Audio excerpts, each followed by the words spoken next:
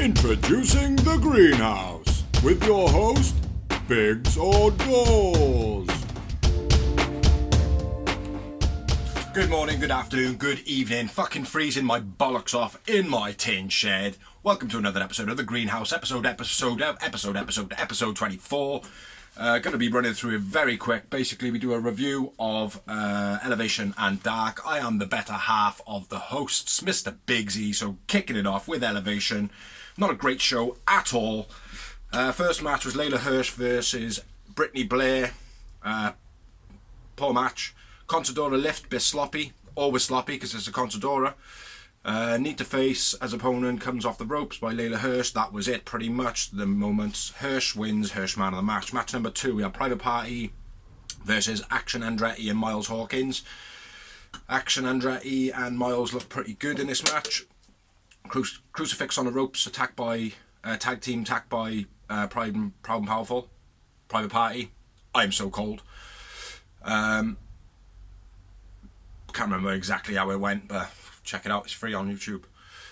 Jumping Stunner by Marquen or the other one. Shooting Star finished by Private Party on a combo. Private Party wins, Quen man of the match. Match number 3, we had Willow Nightingale versus Brandy.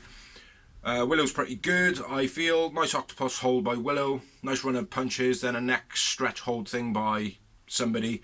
Brandy wins, Brandy man of the match, as you'd all expect, because the name in the match is always going to win. So what is the point in watching this show?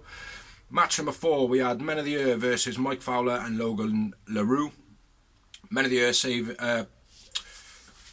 Ethan Page saving Sky. Guy flipped out to the ring. Page hits shoulder badge on the outside after he flips out. TKO finish. Men of the Year win. Page man of the match. After the match, Ego's edge to the green one. Match number 5, we had Red Velvet versus Janae Kai. Looking like Tong Po from Kickboxer. Axe kick and then a split kick on the apron by Red was quite nice. Kick strikes in the corner by Kai and then a spin kick was quite nice. Headlock unique by Kai. Bit different. Leg head spinning thing by Red Velvet for the finish of the match. Red Velvet wins. I win Red Velvet man of the match. Match number 6, we had Proud and Powerful versus Goldie and Brooks Keller. Don't know if they're making their debuts. Nobody really knows. That roll around pick 'em up thing that Santana does, it's a bit poor. He's not actually doing anything. He rolls like 3 times, then does a move. It's no point. The move has got no impact to it at all. It's making him look bad. Terrible X Factor off the ropes by Keller. Not a great display from Proud and Powerful at the end. Once again, they just seem to keep fizzling out towards the end of their matches. Proud and Powerful win, Santana man of the match. Match number 7, we had Jordan Blade and Leva Bates versus Ruby and Thunder Rosa. Don't understand why Leva Bates is all of a sudden tagging with green ones.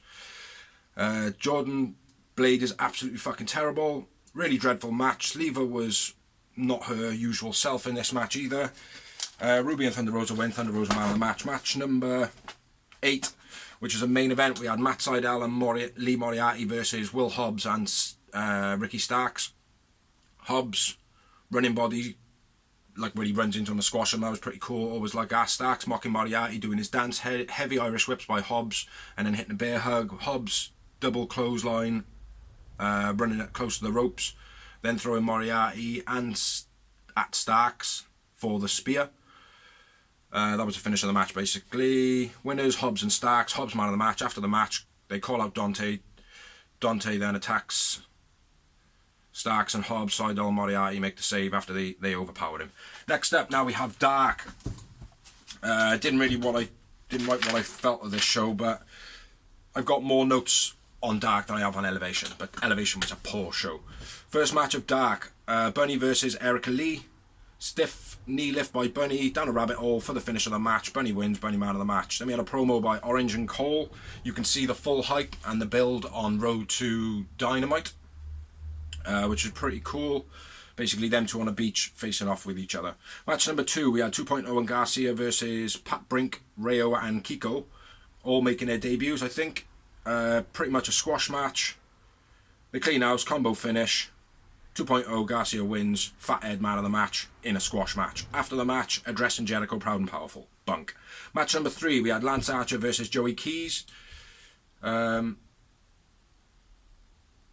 trying to big up Lance early on, gets clotheslines and squashed in the corner. Lance booting, guy out the ring, going for the dive, but then stops and steps out. That was pretty cool by Lance. I do like that because it makes him look like that bad guy.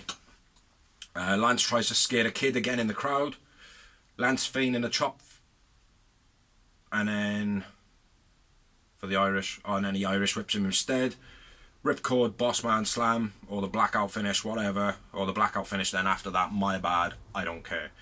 Lance Archer wins, Lance Archer man of the match. Lance Archer needs to change his music, because, let's be fair, he's not a babyface, he's supposed to be a monster, and he's got like a fucking pop rock song, like, what, change it already.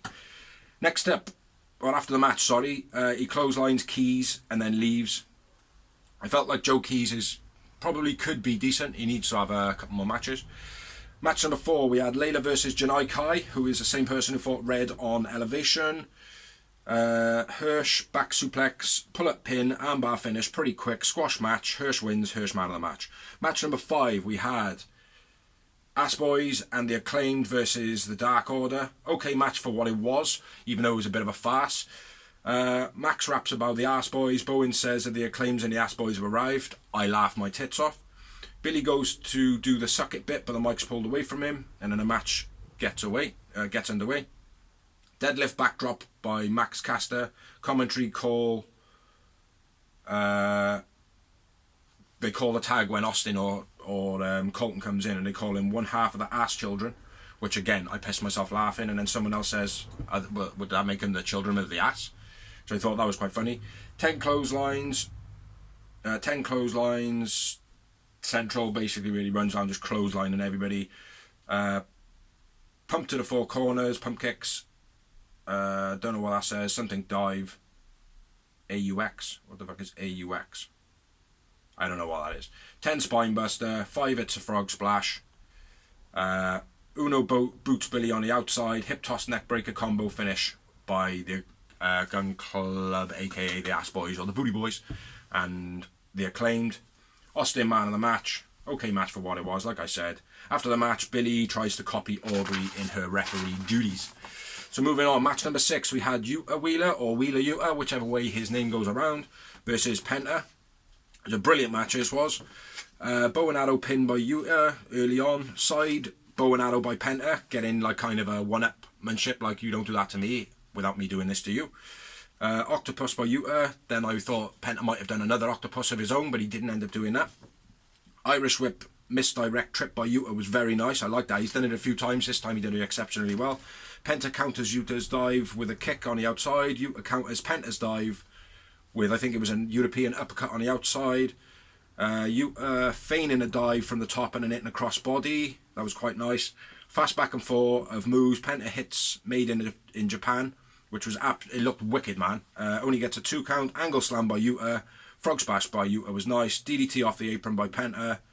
Fear Factor finish by Penta. Penta wins. I went with Yuta man of the match. After the match, they shake hands, and Penta raises Yuta's hand, which is pretty good because this was a really, really good match.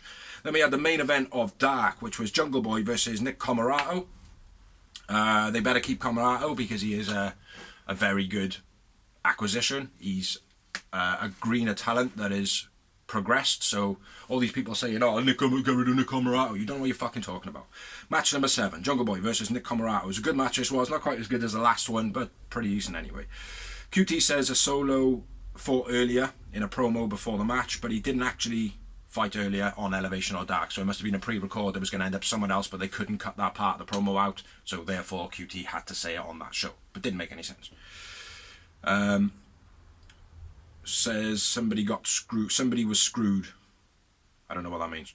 Old school arm lift by Comorado was quite nice. That will be something that QT and maybe some of the other older talent in the back have incorporated for him to do.